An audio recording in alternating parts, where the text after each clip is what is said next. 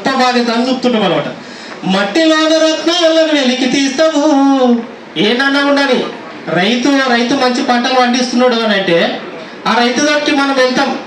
మనం వెళ్ళి ఆ రైతుకు సంబంధించిన ఏమేమి కష్టపడుతున్నాడు, ఏమేమి పంట పండిస్తున్నాడు అనేది తీస్తాం. కానీ మన బతుకులు మాత్రం ఎవరు చూడరు. మట్టిలోన రత్నాలు వెనుక తీస్తావు. ఈ మట్టి మనసు బతుకు మారే రాత రాస్తావు. రాతి గుండెనైనా మార్చి రాగం అవుతావు. జాతి వేడుకున్న చైతన్య గీతం అవుతావు.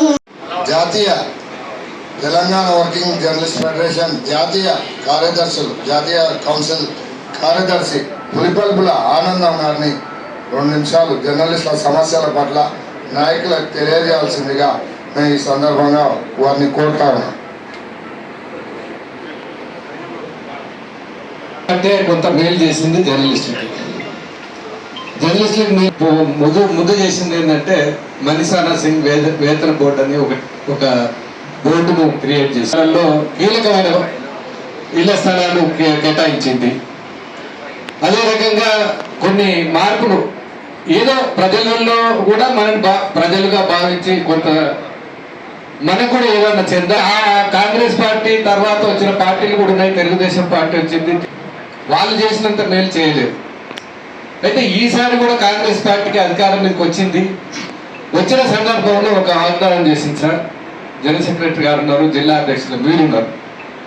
ఏంటో ఒక మాకు జర్నలిస్టుల సమస్యను ఎన్నికల ప్రణాళికలో చేర్చింది.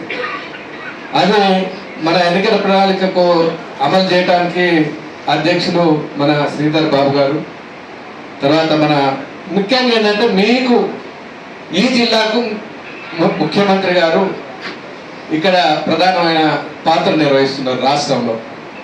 కాబట్టి ఏంటంటే మీరేం చెప్పినా అది మాకు ఇంప్లిమెంట్ అయింది.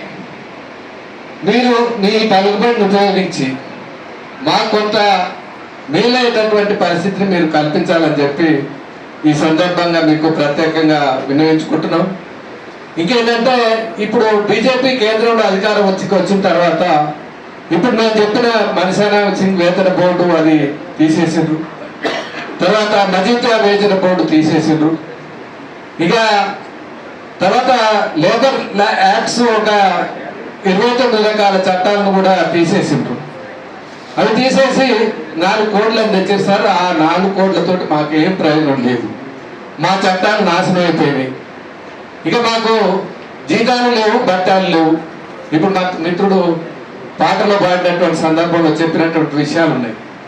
అందుకని జాతీయ స్థాయిలో కూడా మేము ఏమంటున్నాం అంటే ఇప్పుడు మీరు మీ ప్రభుత్వంలోనే అంటే కేంద్ర ప్రభుత్వం కాంగ్రెస్ ప్రభుత్వం అధికారంలో ఉన్నప్పుడు ఇక్కడ ప్రెస్ కౌన్సిల్ ఆఫ్ ఇండియా ఒక దాన్ని పెట్టారు. అది కూడా ఒక ఫుల్ ఫ్లెడ్జ్డ్ సంస్థగా ఇప్పటి వరకు పనిచేయలేదు. ఎందుకంటే ఇప్పుడు మన రాష్ట్రంలో 6,600 పత్రికలు ఉన్నాయి. మాస పత్రికలు కానీ, దినపత్రికలు కానీ, ఇంకా మీడియా సంస్థలు కానీ అనేక ఉన్నాయి. వీళ్ళకు మనకు లభించాల్సినటువంటి సౌకర్యాలు లభించటం లేదు. అంచేత ఏదైనా చేయగలిగితే మీ ప్రభుత్వంలోనే కొంత జరుగుతుందనేటువంటి ఆశ ఉన్నది. ఎందుకంటే అటువంటి చట్టం తీసుకొచ్చింది, మహారాష్ట్రలో ఉంది, ఢిల్లీలో ఉంది. అటువంటి తీసుకురావాలని చెప్పి దానికి మీరు దోపడాలని కోరుతా ఉన్నాం. ఇప్పుడు రైతు బీమా తరహాలో మనకు జర్నలిస్టులకు బీమా కల్పించాల్సినటువంటి అవసరం ఉంది. ఎందుకంటే ఇప్పుడు మిత్రులు చెప్పారు, ఎప్పుడైనా మా జర్నలిస్టులు ఏదైనా దాడి జరిగి చనిపోతానో, గుడ్డపోటు వచ్చి చనిపోతానో, లేకపోతే వివిధ కారణాలతో అనారోగ్యాలతో చనిపోతానో కుటుంబాలకు ఆధారం లేదు, జీతాలు లేవు, బట్టాలు లేవు. కాబట్టి కనీసం వాళ్ళు చనిపోయిన సందర్భంలో రైతుకు బీమా కల్పిస్తున్న పద్ధతిలో 5 లక్షలు ఇస్తున్నారు. ధన్యవాదాలు సార్. కూలంకుషంగా విషయాలను నాయకుల దృష్టికి తెచ్చినందుకు ప్రత్యేక ధన్యవాదాలు తెలుపుతూ రాష్ట్ర కౌన్సిల్ సభ్యులు సీనియర్ రిపోర్టరు మీ అందరికీ సుపరిచితుడు రఫీ 2 నిమిషాలు మాట్లాడి అందరికీ, ఆ తర్వాత మామిడి సోమయ్య రాష్ట్ర అధ్యక్షుడు గారు మాట్లాడతారు. జిల్లా అధ్యక్షుడిగా నేను 2 నిమిషాలు మాట్లాడి నివేదిక ఇస్తాను అది నాయకులకు. ఆ తర్వాత సీనియర్ పాత్రికేయులకు చాలామంది వెయిట్ చేస్తూ ఉన్నారు. సీనియర్ పాత్రికేయులకు సన్మాన కార్యక్రమం ఉంటుంది. భోజనం చేసిన తర్వాత ఏర్పాటు చేసుకున్నాము. భోజనాలు అయినాక సన్మాన కార్యక్రమం నాయకుల ఆధ్వర్యంలో చేసుకుందామని విజ్ఞప్తి చేస్తున్నాను. అందరూ కూడా సమన్వయం పాటించాలి. ఈ కార్యక్రమానికి కొద్దిగా ఆలస్యం ఎందుకు అయిందంటే ఈరోజు నామినేషన్లు చివరి రోజు ఉన్నాయి. ఈ నామినేషన్లు చివరి రోజు ఉన్నందున యాక్చువల్గా మన ప్రోగ్రాము ఎప్పుడో మనం ముందు పెట్టుకున్నాం, ముందు ప్రోగ్రామ్ డిసైడ్ అయింది, తర్వాత ఎన్నికల కోడ్ వచ్చింది, అక్కడ డేట్ మార్చడానికి వీలు కాలేదు. మనం ఒక సమాచారం ఇచ్చి ఉన్నాం, అందుకోసం అది సమస్య అట్లా జరిగిపోయింది. ఈ రోజే చివరి రోజు కావడం మన దురదృష్టము. అది రఫీ మాట్లాడాల్సినారు. సభాధ్యక్షులు ఆకిట అశోక్ కుమార్ గారు, ట్వీట్ చేసినటువంటి ముఖ్య అతిథులు మన రాష్ట్ర అధ్యక్షులు మామిడి సోమయ్య గారు, అదేవిధంగా జాతీయ కార్యదర్శి ఆనందం సార్ గారు. అంటే ఇది ఒక ఉత్సాహభరితమైన వృత్తి కాబట్టి ప్రతి ఒక్కరు దీనికి వస్తున్నారు. వాస్తవానికి ప్రభుత్వానికి ప్రజల మధ్య వారధిగా ఉండాల్సిన జర్నలిస్టులు ఈరోజు పరిస్థితి వేరే రకంగా ఉంది. ప్రభుత్వాలు బాగుపడుతున్నాయి, నాయకులు బాగుపడుతున్నారు, పాలకులు బాగుపడుతున్నారు, ప్రజలు మాత్రం అలాగే ఉన్నారు. జర్నలిస్టులు ఇంకా అంతకంటే ఘోరంగా ఉంది. ఈ విషయాన్ని కార్మిక ఉద్యోగ ప్రజా సంఘాలు ఏ విధంగా ఉన్నాయో జర్నలిస్టులు కూడా సంఘాలు ఉన్నాయి. వారిలో కూడా 4 సంఘాలు ఉన్నాయి. ఎవరికి వాళ్ళు పాలసీలు పెట్టుకొని మాట్లాడుతున్నారు. ఈ మహబూబ్నగర్ జిల్లా విషయాన్ని మాత్రమే నేను మాట్లాడుతుంది. గతంలో తెలంగాణ ఫెడరేషన్ అనేది ఎక్కడ రాష్ట్రంలో లేదు, అది మహబూబ్నగర్ నుంచే పుట్టింది. ఇక్కడ ముగ్గురు ఫౌండర్లు ఉన్నారు. మన మారేపల్లి సురేందర్ రెడ్డి అన్నగారికి స్వాగతం. అన్నగారికి రమకాంత్ రెడ్డి గారు లేదా గోపాల్ గారు జిల్లా కార్యదర్శి బొకేతో స్వాగతం పలకాలని కోరుతాం.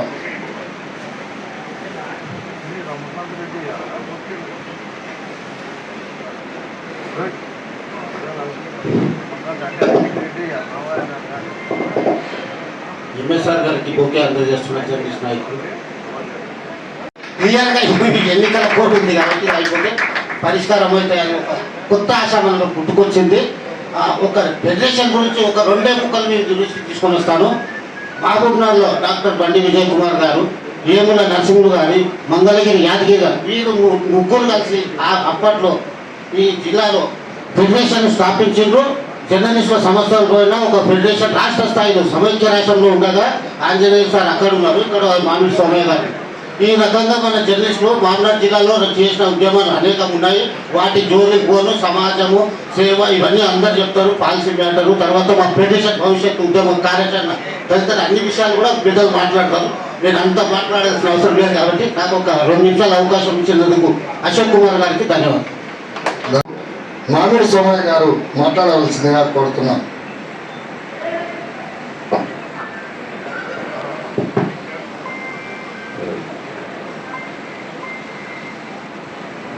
Telangana working journalist federation Mahabubnagar జిల్లా 4వ మహాసభకు విచ్చేసిన జర్నలిస్టు మిత్రులందరికీ, అట్లాగే వేదిక పైన ఉన్న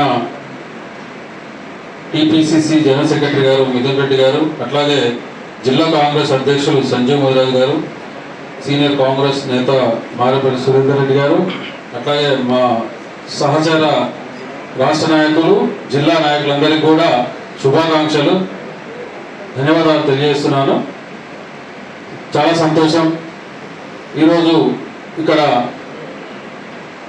4వ మహాసభకు ఎంతో ఉత్సాహంతో వివిధ మండలాల నుంచి వచ్చిన జర్నలిస్టులు అందరూ కూడా ఒక స్ఫూర్తితో జర్నలిస్టుల సమస్యల మీద ఒక కార్యాచరణ రూపొందించుకొని కొత్త కమిటీ ఎన్నిక చేసుకోవడానికి వీరందరూ రావడం చాలా సంతోషకరం.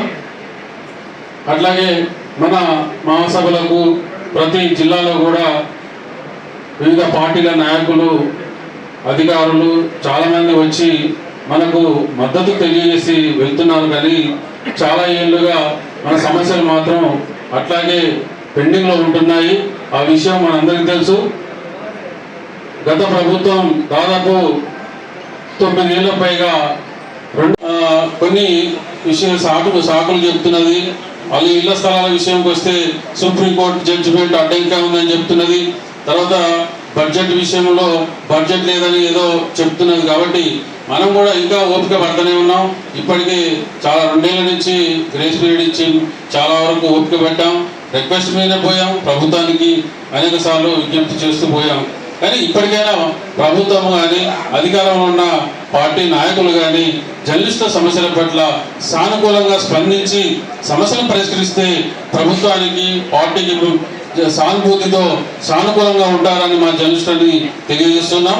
అట్లాగే ఇక్కడ వేదిక మీద ఉన్న కాంగ్రెస్ నాయకులు కూడా ఉన్నారు. ఈ విషయాన్ని ఖండించి మీ ప్రభుత్వంలో అధికారంలో ఉన్న మంత్రుల దృష్టికి, ముఖ్యమంత్రి దృష్టికి తీసుకువెళ్ళి పరిష్కరించేందుకు కృషి చేస్తే మీకు ఎప్పటికీ కూడా మా జర్నలిస్టు మిత్రులందరూ కూడా అండగా ఉంటారని చెప్పేసి తెలియజేస్తున్నాను.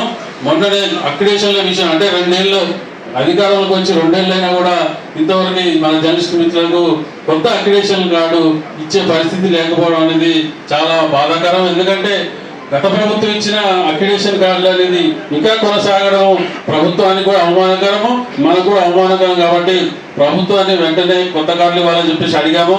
మొన్ననే మన సమాచార శాఖ మంత్రి గారు జర్నలిస్ట్ సంఘాలతో సచివాలయంలో మీటింగ్ పెట్టి అందులో మనల్ని కూడా పిలిచారు. మేము కూడా చెప్పాము కొన్ని విషయాలు. ఆ జీవో తీశారు, జీవో సవరించి త్వరలోనే మన కొత్త కార్డులు ఇవ్వబోతున్నాం. కాబట్టి సరే, ఆ విషయం అనేది అదొక పెద్ద సమస్య కాదు. అక్రిడేషన్ అనేది ప్రధాన సమస్యలు చాలా ఉన్నాయి.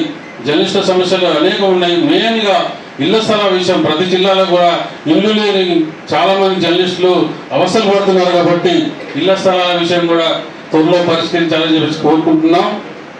ఇకపోతే మన సమస్యలు తర్వాత చర్చించుకుందాం. ఎందుకంటే వేదిక మీద ఉన్న నాయకులు ఉన్నారు కాబట్టి వాళ్ళ ముందు మన ఇంటర్నల్ విషయాలు కొన్ని మాట్లాడుకోవాల్సిన అవసరం లేదు. కాబట్టి మన విషయాలు తర్వాత మాట్లాడుకుందాం. ఈ సందర్భంగా మహాసభ సందర్భంగా మీ అందరికీ కూడా మరొకసారి అభినందనలు, శుభాకాంక్షలు తెలియజేస్తూ సెలవు తీసుకుంటున్నాం. చాలా మంచి విషయాలు మాట్లాడారు. కూలంకుషంగా మీ రాష్ట్రంలో జాతీయ స్థాయిలో జర్నలిస్టులకు ఏం జరుగుతుంది, వివక్ష ఎట్లా జరుగుతుంది అనేది మీరు 2 మాటల్లో చెప్పారు. నేను ఈ సందర్భంగా ఈ వేదిక ద్వారా కాంగ్రెస్ నాయకులకు మేము తెలంగాణ వర్కింగ్ జర్నలిస్ట్ ఫెడరేషన్ తరఫున తెలంగాణ సాధిస్తే మాకేదో జరుగుతుంది, మాకు జీవితాలు బాగుపడతాయి, మా జీవితాల మార్పు వస్తుందని తెలంగాణను సాధించినాం, కొట్లాడినాం, పోరాడినాం, ధర్నాను ప్రపంచానికి చాటినాం, జైల్లో ఉన్నాం, పన్నులు తిన్నాం, ఎన్నో దెబ్బలు కలిగినాయి. అయినా కూడా ప్రభుత్వం మారిన తర్వాత 2 సంవత్సరాలైనా కూడా జర్నలిస్టుల పట్ల మా ప్రభుత్వం అనుకున్నా కూడా మా ప్రభుత్వం ఏం తీర్చలేదని చాలా బాధ అనిపిస్తుంది. ఈ సందర్భంగా నాయకులకు 2-3 నిమిషాలు గుర్తు చేస్తా. ఈ జిల్లా ముద్దుబిడ్డ అని మన ముఖ్యమంత్రి గారిని 10 సార్లు చెప్పుకుంటున్నాం. నాకే జరిగిన అవమానం ఫెడరేషన్ నాయకునిగా, యూనియన్ లీడర్ మీద 5 సార్లు ముఖ్యమంత్రి గారు జిల్లాకు వచ్చినప్పుడు కలిసి రిప్రజెంటేషన్ ఇచ్చే పరిస్థితి కూడా లేదు. ఇవాళ ముఖ్యమంత్రి గారు పాదయాత్ర చేసినప్పుడు అప్పుడు ప్రతిపక్ష నాయకుడిగా, కాంగ్రెస్ నాయకుడిగా పాదయాత్ర చేసినప్పుడు మన చంద్రశేఖర్ గారు అందరూ చాలా సీనియర్ పాత్రికేయులు వాళ్ళ బాగా కృషి చేశారు. అలాంటిది ఇప్పుడు ఈ జిల్లా జర్నలిస్టులతో చాలా అనుబంధం ఉంది. సార్కి చాలా అనుబంధం ఉంది. ఒక 5 నిమిషాలు సమస్య మాట్లాడితే ఏమవుతుందని నేను అడుగుతున్నా. ఎందుకంటే మీకు అందరూ సుపరిచితులే. 5 నిమిషాలు సమస్య మాట్లాడితే మావి చిన్న సమస్యలు, మేము నూతన కోరికలు ఏం కోరట్లేదు, సొంత ఇంటికలు అనేది చిన్న విషయము. ఇంకోటి, ఈరోజు వార్తలు రాస్తే రక్షణ చట్టాలు కరువైనవి, రక్షణ చట్టాలు లేవు జర్నలిస్టులకు. అది కూడా భయపడే పరిస్థితి ఉంది. మా ప్రభుత్వం వచ్చింది కదా, ఒక రక్షణ చట్టం పెడతాదని మేము ఆశిస్తున్నాం. రక్షణ చట్టం పెట్టాలని కోరుతున్నాం. జర్నలిస్టులు కోరేది ఒకటే, సొంత ఇంటి కళ నెరవేర్చండి. రిటైర్డ్ జర్నలిస్టులకు 22 రాష్ట్రాల్లో ఇవాళ పెన్షన్ సౌకర్యం ఉంది. పక్కన ఉన్న మన కర్ణాటక రాష్ట్రంలో 16,000 రూపాయల పెన్షన్ ఇస్తుంది. అక్కడ కూడా కాంగ్రెస్ ప్రభుత్వమే అధికారంలో ఉంది. మన ప్రభుత్వం ఒక 5,000, 10,000 స్టార్ట్ అయితే ఎట్లనో అట్లా ముందరికి వెళ్తే మళ్ళొచ్చే ప్రభుత్వాలు కూడా మేము ముందరికి తీసుకొస్తాయని మా ముఖ్యమంత్రిని ఈ సభ ముఖంగా మేము కోరుతున్నాం. ఎందుకంటే మా ముఖ్యమంత్రి, మా జిల్లా ముఖ్యమంత్రి ఒక జర్నలిస్ట్గా పనిచేసిన ముఖ్యమంత్రిని మేము కోరుతున్నాం. మేము డిమాండ్ చేయట్లేదు, కోరుతున్నాం. మా బాధలు తీర్చండి, మా సమస్యలు తీర్చండి, మా చిన్న సమస్యలు. ఒక జర్నలిస్ట్గా మీకు అన్ని విషయాలు తెలుసు. మీరు ఈరోజు నాయకునిగా కాకముందు మీరు జర్నలిస్ట్గా పనిచేశారు, మీకు అన్ని సమస్యలు తెలుసు. నేనేమంటున్నా, కేంద్ర ప్రభుత్వం జర్నలిస్టులకు ఇచ్చే ఒకే ఒక రాయితీ రైల్వే పాస్, దాన్ని కూడా రద్దు చేసింది కేంద్ర ప్రభుత్వం. మేము కొత్త ఏం కోరనేలే, ఉన్నదాన్ని రద్దు చేసింది. కరోనా అప్పటి నుంచి ఎన్నోసార్లు నివేదిక ఇచ్చినా దానికి లేదు. తెలంగాణ వర్కింగ్ జర్నలిస్ట్ ఫెడరేషన్ మా జాతీయ స్థాయిలో మా జాతీయ నాయకులు కేంద్ర ప్రభుత్వానికి పెన్షన్ సౌకర్యం కేంద్రం నుంచి అమలు చేయాలని నివేదికలు ఇచ్చారు. ఎన్నోసార్లు నివేదిక ఇచ్చారు. అయినా జరగట్లేదు. చిన్న రాష్ట్రం మేము భారతతో చెప్తున్నాం. చిన్న రాష్ట్రం జార్ఖండ్ 25,000 పెన్షన్ ఇస్తారు జర్నలిస్టులకు. 25 ఏళ్ళు 60 ఏళ్ళు వృత్తిలో కొనసాగించి వాళ్ళు రిటైర్మెంట్ తీసుకున్న తర్వాత మినిమం ఇస్తే వాళ్ళ జీవితాలు బాగుంటాయి, వాళ్ళ కుటుంబాలు వాళ్ళకి రక్షణ దొరుకుతుంది అని మేము అడుగుతున్నాం. సమాజంలో కొడుతున్న ఫోర్దోస్ట్గా కొనసాగుతున్న రంగాన్ని కాపాడే బాధ్యత ప్రతి ఒక్కరి మీద ఉంది. అందరూ కూడా బాధ్యత తీసుకోవాలి. ముఖ్యమంత్రి దృష్టికి, ప్రభుత్వం దృష్టికి తీసుకుపోవాలి. మేము ఏం పెద్ద కోరికలు కోరట్లేదు సార్, మేము చిన్న కోరికలే కోరుతున్నాం. జిల్లాకు వచ్చినప్పుడు ఈ జిల్లా ముఖ్యమంత్రిగా మాకు 5 నిమిషాలన్న సమయం ఇచ్చి ఒక నాయకుడు అన్నాడు. మేము మొన్న ఆహ్వానం పలకనీకో అయినాం నా నాయకునికి. ఆయన సీనియర్ కాంగ్రెస్ నాయకులు, నేను పేరు చెప్పాను. ఆయన ఏమన్నారంటే, ముఖ్యమంత్రికి వెళ్ళే పరిస్థితి లేదు, ఇంకో నాయకుని కల్పిస్తా, ఆయనకు వివరించండి, ఆయన మీ సమస్యను అక్కడ తీసుకెళ్తాడు అని ఆయన చెప్పింది. లోకల్గా జరిగిన సమస్య. ఎందుకంటే మాకు ఎన్నో ఆవేదనలు ఉన్నాయి. మీ చిన్న సర్పంచ్ కాని నుంచి మీరు మంత్రులు అయ్యే వరకు, మా ముఖ్యమంత్రులు అయ్యే వరకు ఎదుగుదలకు మేము పరోక్షంగా కారణం అవుతున్నాం. ప్రతి విషయంలో అందరు జర్నలిస్టులు ఒకదాకా ఉండరు. కొందరు ఇప్పుడు మీరు ఉపాధి కల్పిస్తే అందరూ ఈ జర్నలిస్టులకు రారు. దీనికి అంటే నేను కాంగ్రెస్ ప్రభుత్వాన్ని అంటలేను. గత ప్రభుత్వాలన్నీ కూడా ఉపాధి కల్పించకపోవడం వల్ల చదువుకు తగిన ఉద్యోగం దొరకక ఈజీగా ప్రైవేట్లో అయితే కూడా కొన్ని షరతులు పెడతారు. జర్నలిజం అయితే ఏ షరతులు లేవు. యూట్యూబ్ పెట్టుకుంటాడు, ఛానల్ పెట్టుకుంటాడు, ఉపాధిగా క్రియేట్ చేసుకుంటున్నాడు. ప్రైవేట్ సంస్థలు జర్నలిస్టులను ఆదరిస్తున్నాయి. ప్రభుత్వాలు గత 30 సంవత్సరాలుగా జర్నలిస్టులను ఆదుకునే పరిస్థితి లేదు. ఇప్పుడు కాదు, నేను అనేది 30 సంవత్సరాల కూడా సొంత ఇంటి కళ నెరవేర్చుకోలేని పరిస్థితి ఉంది. మేము ధర్నా చేసిన సందర్భంలో మరపల్లి సురేందర్ రెడ్డి అన్నారు, నేను మాట ఇస్తున్నా, మా ప్రభుత్వం ఇయ్యపోతే నేను 2 ఎకరాల ప్లాట్లు కొని మీకు అందరికీ నేను ఇల్లు కట్టించిస్తాను. మేము అన్న మాట కట్టుబడను. ఈరోజు కూడా అన్న ఇదే మాట మీద ఉన్నాడు. మాకు అదే సంతోషం. అలాంటి నాయకుడు కావాలి మాకు. ఆ రోజు ప్రజాముఖంగా తెలిసిండు. ఈరోజు కూడా ఎమ్మెల్యే గారి మీద ప్రెషర్ పెట్టిండు. మాకు జర్నలిస్టులకు ఇల్లు తొందరగా ఇవ్వాలని వాళ్ళు ప్రెషర్ పెట్టిండ్రు. మా సమస్య ఎట్లా సానుకూలంగా ఉన్నారు. మేము నేను అనేది ఇది ఒక్కటి కాదు, రాష్ట్ర స్థాయిలో ప్రభుత్వాలు ముందరికి రావాలి.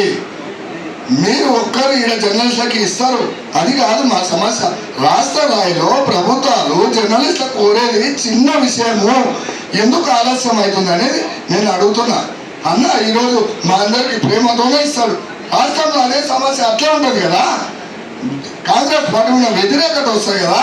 మన ప్రభుత్వం మన పార్టీ పేదల పార్టీ అనుకున్నారు కదా, అధికారం ఇచ్చారు కదా, అది నిలబెట్టుకోవాలని ఈ సందర్భంగా నేను విజ్ఞప్తి చేస్తున్నా. నేనేం డిమాండ్ చేయట్లేదన్నా, మాకు విజ్ఞప్తి చేస్తున్నాం. ఎందుకంటే ప్రభుత్వం ఉంది. ఇప్పుడు జర్నలిస్టులకు ఏదో ఒకటి చేస్తే పాలాభిషేకం చేస్తారు. చిన్న డిమాండ్ చేస్తే, చిన్న పెన్షన్ పథకం అమలు చేస్తే మీకు పాలాభిషేకం చేస్తారు. 2 అంశాలు, సొంత ఇంటి కళ, రిటైర్డ్ పెన్షన్, ఈ 2 అంశాలు నెరవేర్చి రాష్ట్రం అంతా ముఖ్యమంత్రి గారికి పాలాభిషేకం చేస్తారు. నేను కాదంటే మీరు చెప్పండి, మీరు సీనియర్ జర్నలిస్ట్ మీకు తెలుసు అన్ని సమస్యలు ఎన్నెళ్ళగా అనుభవిస్తున్నాం మనం. చిన్న చిన్న కోరికలకు మేము ఒక్కటే కోరుతున్నామన్నా, ఈ సభా వేదిక, ఈ నివేదిక మీరు ముఖ్యమంత్రికి సమర్పించి జర్నలిస్టుల సమస్యలు ఈ ఒక్క నియోజకవర్గానికి కాదు రాష్ట్ర వ్యాప్తంగా కూడా ఒక చర్చ జరిపి సానుకూలంగా ముందరికి తీసుకుపోవాలని నేను కోరుతున్నాను. అసెంబ్లీలో మాట్లాడాలని నేను ఎన్ఎం శ్రీనివాసరెడ్డి గారిని అడిగిన మొన్న. మీరు రాసేయండి, నేను మాట్లాడతాను. ఆయన కూడా సానుకూలంగా మాట్లాడారు. ఎందుకంటే మీరు రాసేయండి, అసెంబ్లీలో మాట్లాడితే అందరికీ తెలుస్తుంది, వాళ్ళు కూడా సానుకూలంగా ఉంటారు. ముఖ్యమంత్రి కాదని నీకే రాదు అని మన వైపే మాట్లాడారు. ఆయన కూడా మన వైపే మాట్లాడారు. మేము అసెంబ్లీలో ఏదైనా వేదిక స్టేట్మెంట్ మాట్లాడితే చర్చ జరుగుతుంది. 0 అవర్ల బడ్జెట్ సెషన్లో మాట్లాడతాను, మీరు రాసేయండి సమస్యలు. అప్పుడు ఎవరు కూడా జర్నలిస్టులకు వద్దని అనరు. నేను సమస్యను రాష్ట్ర స్థాయిలో ముందరికి తీసుకెళ్తా, ముఖ్యమంత్రి కూడా ఉంటారు కాబట్టి ఆ రోజే నిర్ణయం ఏదో ఒకటి జరుగుతుంది అని మాకు మాట ఇచ్చింది. మేమేమంటున్నాం అంటే మేమేం కొంచెం మా కోరికలు కోరట్లేదు. మేము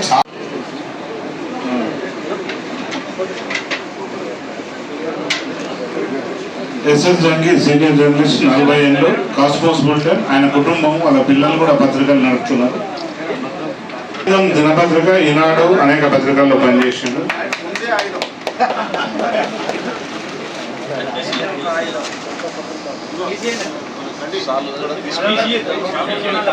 నెక్స్ట్ రఫీక్ పటేల్ గారు సీనియర్ జర్నలిస్ట్.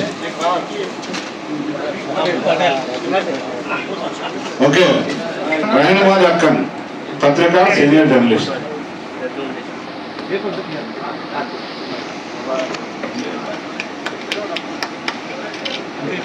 ఎంఏ జగ్గిబాయి हमारे दावा.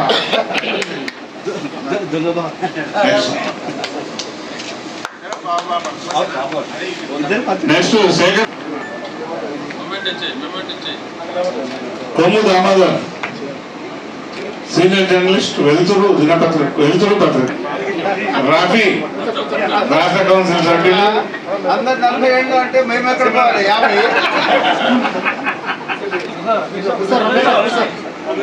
రఫీ ఇప్పుడు సూర్య పత్రికలో పనిచేస్తున్నాడు. అనేక ఆంధ్రభూమి, డెక్కన్ క్రానికల్, నల్గొండ జిల్లా, మహబూబ్నగర్ జిల్లా స్టాఫ్ రిపోర్టర్గా బ్యూరో. ఇప్పుడు సొంతం పత్రిక.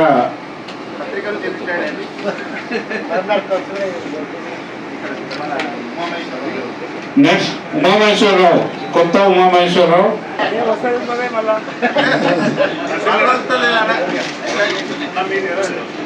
నెక్స్ట్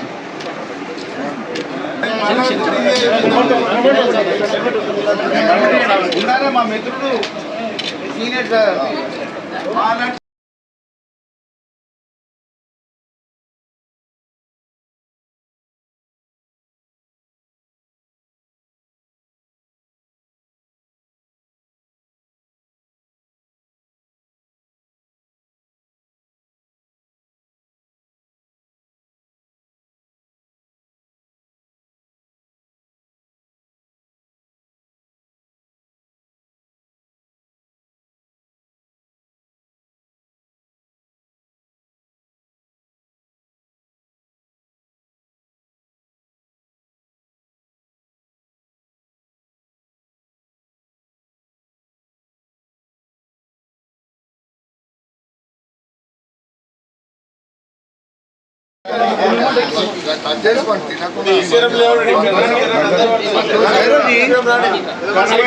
నాయకుడు, తిరుగుబాటు యోధుడు.